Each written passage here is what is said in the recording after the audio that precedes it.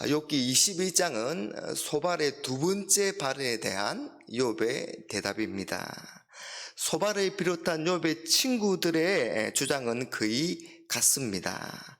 선한 사람은 복을 받고 잘 되고 악한 사람은 벌을 받고 망한다는 것입니다. 심은 대로 거둔다는 것이죠. 그래서 친구들은 악인은 망하는데 욥이 고난을 당하고 망했으니 따라서 욥은 악인이 틀림없다, 그렇게 말하는 겁니다. 이런 친구들의 주장에 대한 욥의 대답은 일반적으로는 그런 논리가 적용되지만 모든 것이 반드시 원인과 결과에 의해서 지배되는 것은 아니라고 말합니다. 그렇지 않은 경우도 많다는 것입니다. 이 세상의 현실은 악인이 좀처럼 벌을 받지도 않고 망하지도 않고 오히려 잘 되고 잘 사는 그런 경우가 있습니다. 그래서 욥의 친구들의 주장을 모든 사람들에게 천편일률적으로 적용할 수는 없다는 겁니다. 특히 욥의 경우가 그렇습니다. 욥은 악하기 때문에 고난을 받은 게 아닙니다. 그걸 욥의 친구들도 알고 있습니다. 그런데도 자신들이 믿고 있는 이 응가응보의 원칙에 따라서 끼워 맞추어서 욥을 악인으로 몰아가면서 욥에게 자신들의 그런 주장과 강요, 심지어 협박에 가까운 그런 폭언을 퍼붓고 있습니다. 욥은 친구들의 그런 생각, 그런 속셈을 알고 있습니다. 그래서 몹시 화가 난 것입니다. 27절에 내가 너희의 생각을 알고 너희가 나를 해하려는 속셈도 아노라.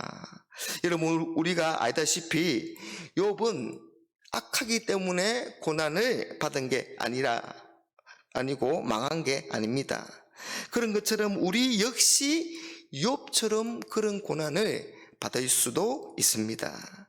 그러니 우리가 고난당한 사람을 볼 때 모든 사람들을 욥의 친구들처럼 그렇게 보면 안 된다는 것입니다. 사람들이 공고한 형편에 처하거나 어려움을 만나거나 끝까지 잘 안 된다고 할 때에 우리가 그런 사람을 악인이라고 쉽게 결론을 내려서는 안 된다는 것이죠. 17절을 한번 보세요. 악인의 등불이 꺼진가, 재앙이 그들에게 닥친가, 하나님이 진노하사 그들을 공고하게 하심이 몇 번인가. 여러분, 욥은 하나님께서 악인의 심판하신다는 것을 인정합니다. 그래서 악인들이 잘못을 깨닫고 뉘우치기도 하는 겁니다. 그런데 실제로 우리가 살고 있는 이 세상은 악인인데도 벌을 받지도 않고 망하지도 않는 그런 경우도 많더라는 겁니다. 하나님이 역사 속에 기입하셔서 이 악인의 손 좀 봐주시면 얼마나 좋겠습니까마는 그렇지 않을 때도 많다라는 것입니다. 그래서 악인의 등불이 꺼지는 것과 악인에게 재앙이 닥치는 것과 하나님의 진노로 악인이 고통에 빠지는 것이 몇 번인가 그렇게 묻고 있습니다. 그런 욥의 말에 대해 친구들은 28절에서 너희의 말이, 욥의 친구들의 말이죠, 기인의 집이 어디 있으며 악인이 살던 장막이 어디 있느냐 하는구나. 부자와 악인이 살던 집이 무너졌다고 말하면서 그들의 이 인과응보의 원리대로 되었다고 주장합니다. 그런데 이것도 정반대의 증거가 너무 많다는 겁니다. 30절에 악인은 재난의 날에 의하여 남겨둔 바 되었고, 악인인데도 재앙 가운데 살아남은 자가 있다는 것입니다. 31절 누가 능히 그의 면전에서 그의 길을 알려주며 누가 그의 소행을 보응하랴. 악한 자에게 악하다고 말하는 사람도 없고 악한 자가 저지른 대로 그렇게 갚아주는 사람도 없다는 것입니다. 32절 33절 그를 무덤으로 메어가고 사람이 그 무덤을 지키리라. 그는 꼴짜기에 흙덩이를 다이게 여기리니 많은 사람들이 그보다 앞서 갔으며 모든 사람이 그의 뒤에 줄지었느니라. 심지어 악인이 죽은 후에도 많은 조문객이 모인 가운데 화려한 장례식을 치른다는 겁니다. 꼴짜기에 흙먼지까지도 그들의 시신을 부드럽게 덮어준다. 그렇게 말합니다.